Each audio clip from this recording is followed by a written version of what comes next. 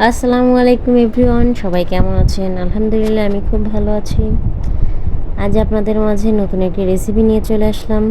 যদি সবার ভালো লাগে অবশ্যই লাইক, কমেন্ট, শেয়ার, সাবস্ক্রাইব করে পাশে থাকবেন। তো এবার মূল রেসিপিতে চলে আসলাম। আমি রান্নার জন্য আগে থেকে পেঁয়াজ কুচি, মরিচ কুচি করে রেখেছি। এখন আমি পরিমাণ মতো হলুদের গুঁড়া, লবণ, জিরা সব দিয়ে ভালোভাবে কষিয়ে ধোয়া মাছের মাথাটা দিয়ে নিব।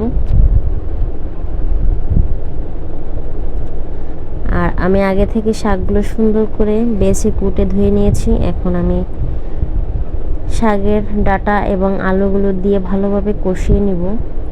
আমার কষানো কমপ্লিট হয়ে গেলে আমি পরিমাণ মতো পানি দিব। এই যে আমার কষানো প্রায় কমপ্লিট।